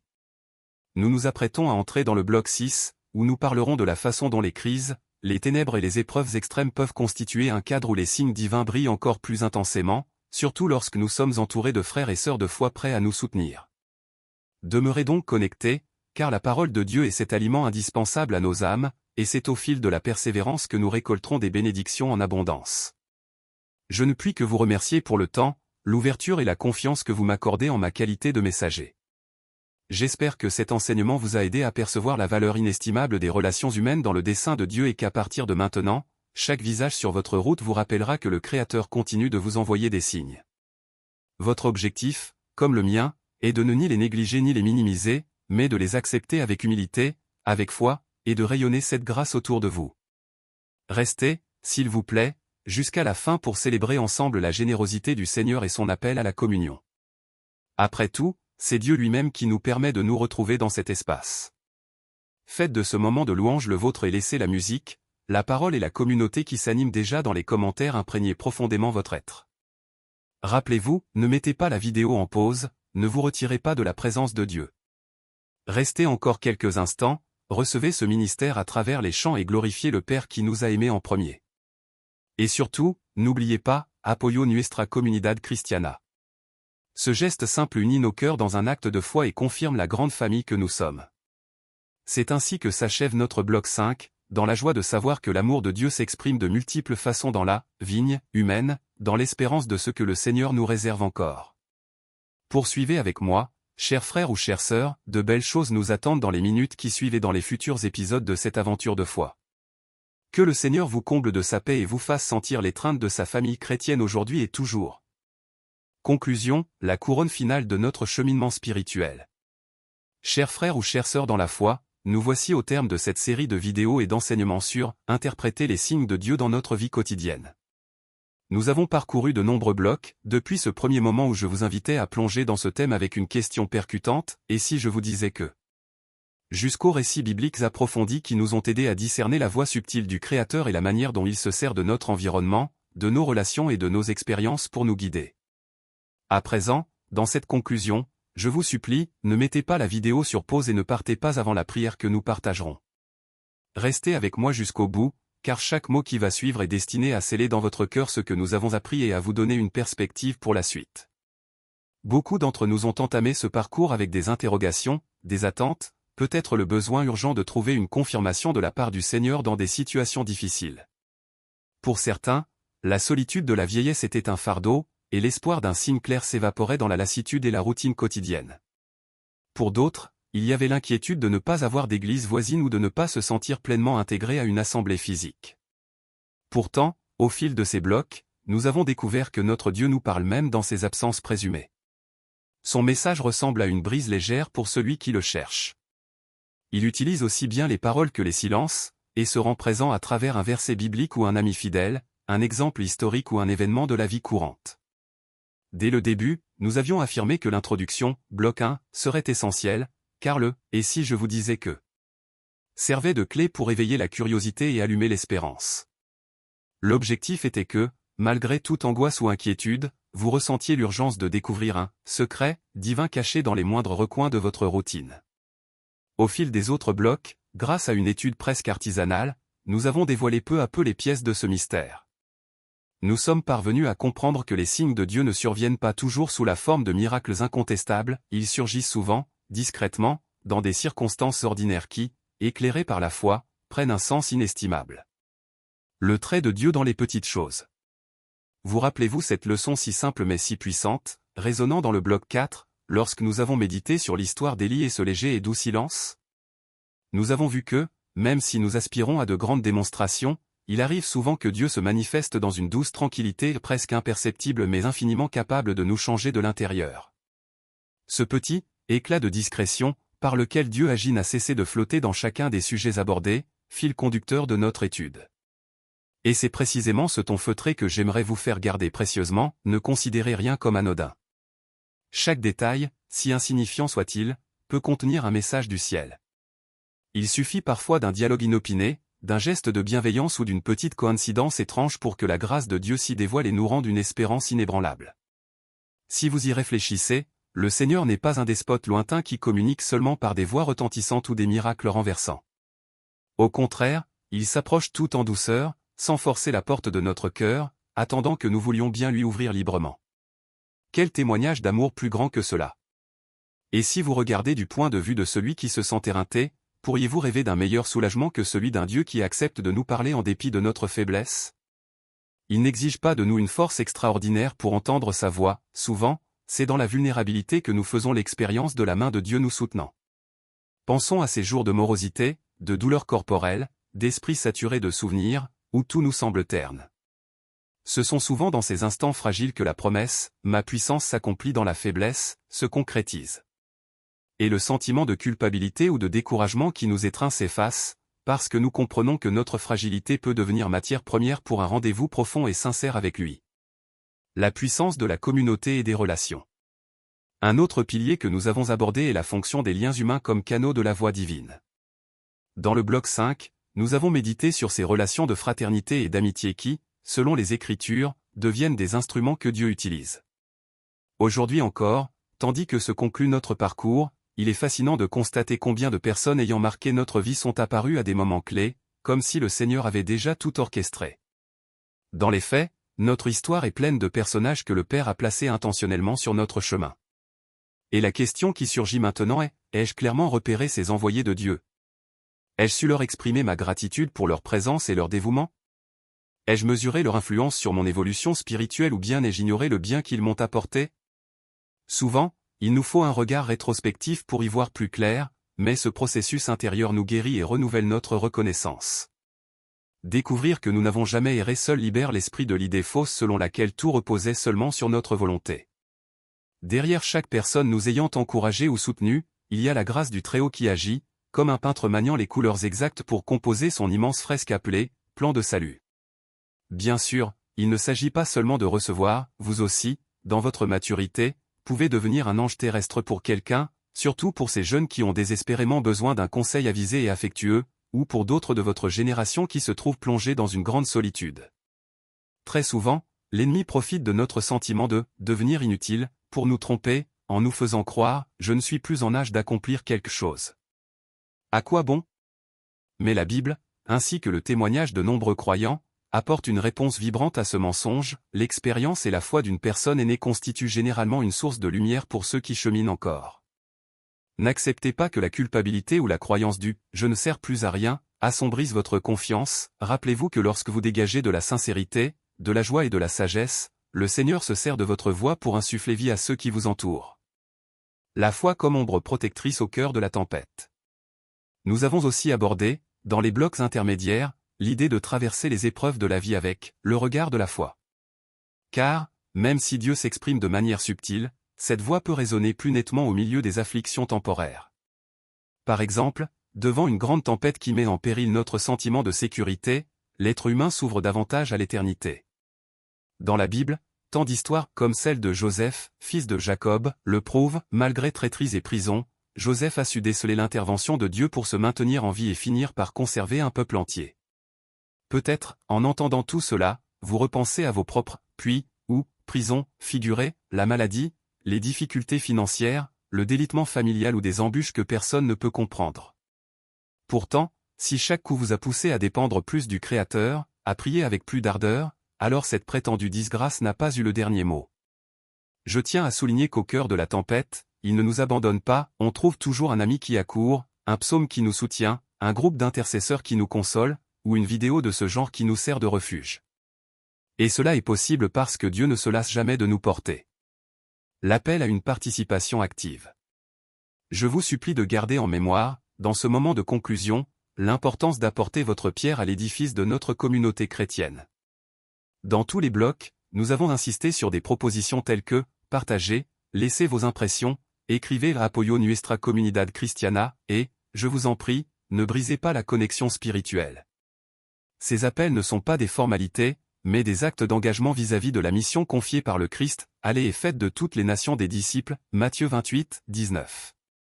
Sans votre soutien, sans votre abonnement, vos prières et vos commentaires, cette œuvre se fragilise. Il se peut que nombre de personnes n'aient pas d'église à proximité, mais grâce à la technologie et à la fidélité de personnes comme vous, l'Évangile franchit les barrières de la distance, du grand âge et des contraintes physiques. Pour certains, signer ou s'abonner à une chaîne peut paraître banal, mais pour ceux qui croient que Dieu utilise les moyens audiovisuels pour secourir les âmes, ce simple acte équivaut à semer sur un sol fertile. Chaque commentaire, Apoyo Nuestra Comunidad Cristiana, fait office de bannière hissée, proclamant « Je suis là, prêt à marcher dans la foi avec mes frères et sœurs », contribuant à l'expansion du message de Christ.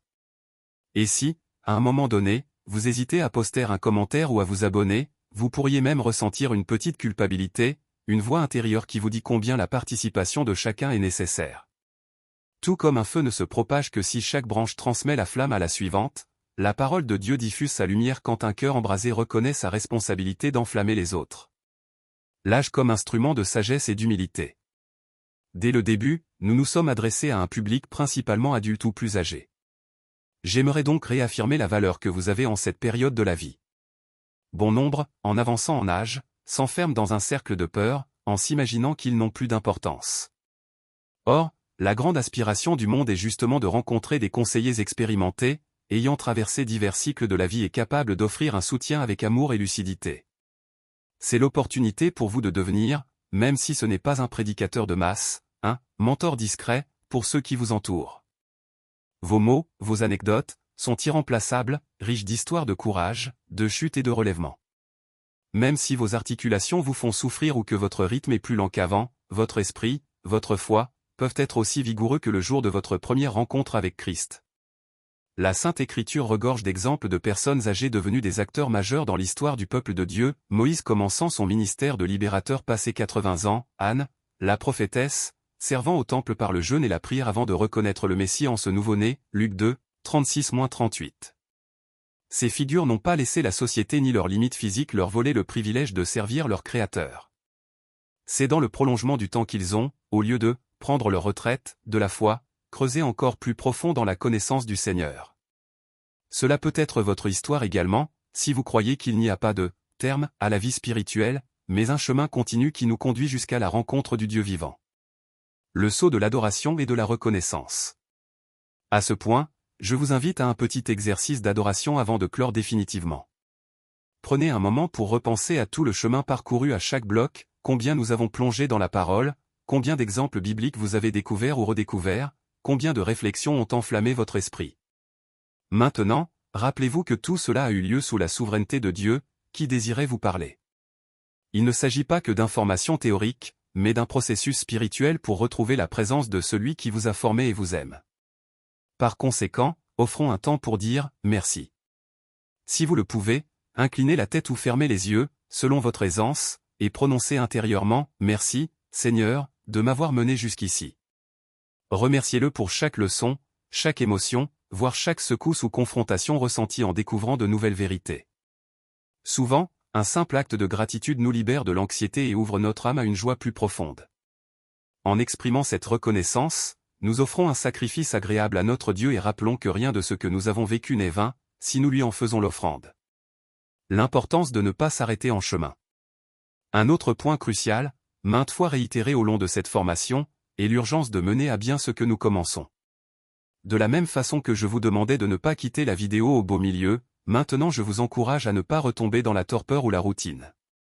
Il y aura toujours la tentation de revenir aux anciennes habitudes, en pensant « ce contenu a été utile un moment, mais maintenant je reprends ma vie d'avant ».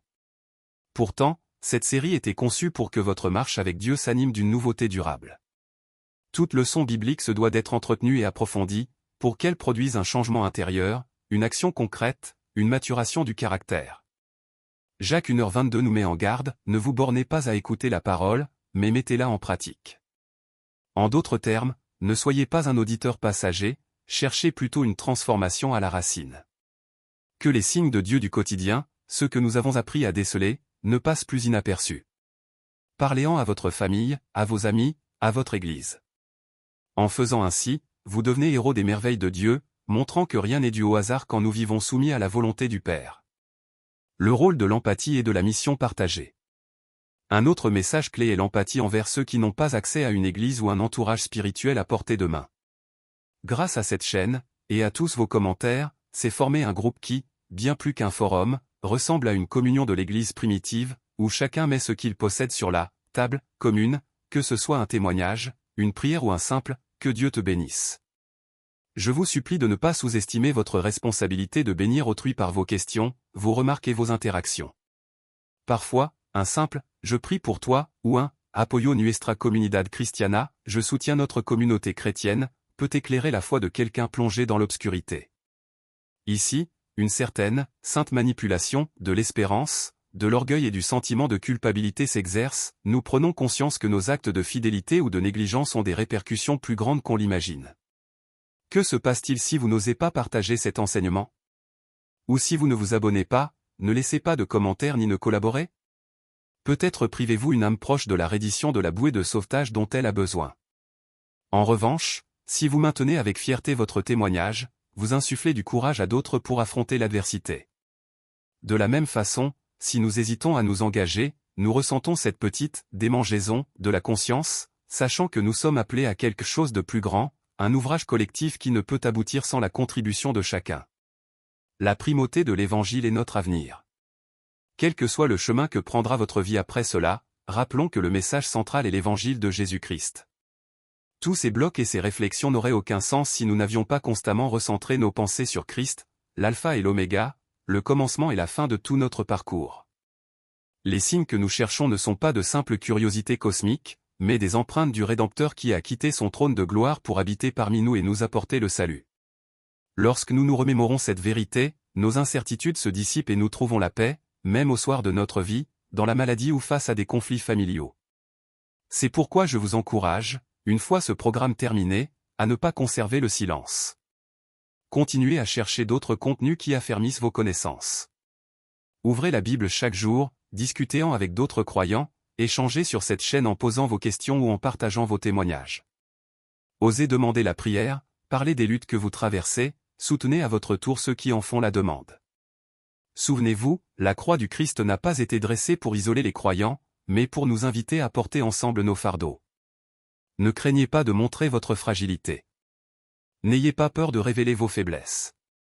Ne craignez pas de dire « j'ai besoin d'aide » ou « priez pour ma famille ».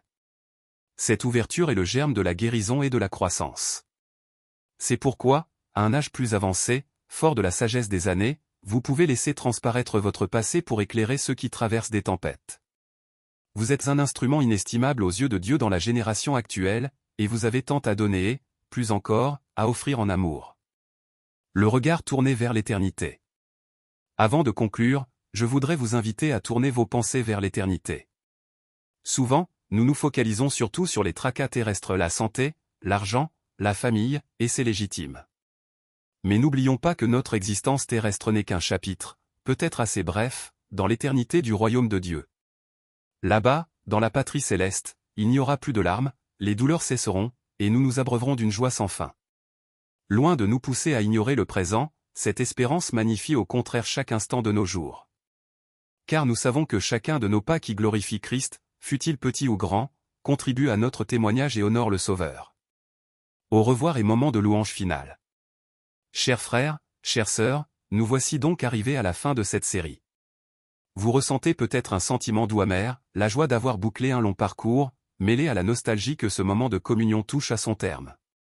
Mais je vous en conjure, ne laissez pas retomber la flamme. L'adoration et la méditation de la parole doivent se poursuivre chaque jour.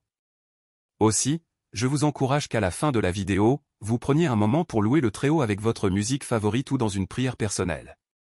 Faites-en un instant de recueillement, comme une offrande montant au ciel tel un parfum agréable.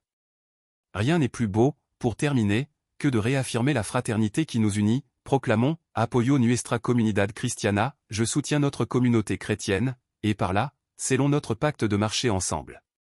Ne rompez pas votre lien spirituel, ne faites pas de cet instant votre dernier contact.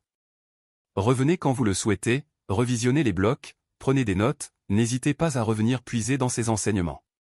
Et lorsque de nouveaux contenus seront proposés, osez les découvrir avec la même soif d'apprendre, conservez cette ouverture de cœur qui vous caractérise. Enfin, laissez-moi vous exprimer ma plus profonde gratitude. Tel un chevalier, ayant consacré des heures de recherche, de préparation et de prière pour élaborer chacun de ces messages, je suis honoré de voir que vous êtes allés jusqu'au bout. Mon souhait est que l'Esprit de Dieu poursuive son œuvre en vous, au-delà de mes paroles limitées. Après tout, l'Évangile ne dépend pas d'une seule personne, mais de la vérité qui nous dépasse et emplit tout l'univers. Chers frères, chères sœurs, c'est ici que nous nous quittons, mais ce n'est pas l'adieu de la part du Seigneur. Et si je vous disais qu'à l'instant même où vous éteindrez cette vidéo, quelque chose de neuf, un projet, un rêve, ou même une promesse est en train de naître dans votre cœur? Ne serait-ce pas un magnifique motif de réjouissance? Croyez que, chaque jour, un signe inédit peut apparaître, un murmure qui authentifie votre identité en Dieu, un chant de victoire qui brise les chaînes de la tristesse ou de l'inertie. Je vous exhorte à transformer cette intuition en une recherche persévérante de sa présence, et en un témoignage vivant pour votre entourage. Voilà, je vous salue maintenant avec toute ma gratitude. Je vous embrasse à distance, avec l'affection sincère d'un serviteur de la parole. Recevez la bénédiction et l'élan pour continuer à poursuivre la vérité qui se trouve en Christ. Et avant de vous séparer, n'oubliez pas, Apoyo nuestra comunidad cristiana. C'est la clé qui ouvre nos portes pour que beaucoup d'autres se joignent à nous, entendent, se transformer, par conséquent, glorifient le Créateur de la vie. Restez encore quelques minutes, appréciez l'atmosphère de louange qui jaillit du cœur de tous ceux qui aiment le Seigneur.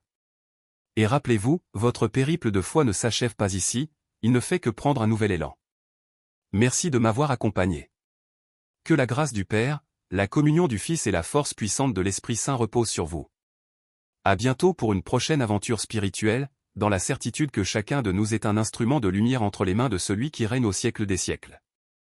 Bénédiction et à très vite.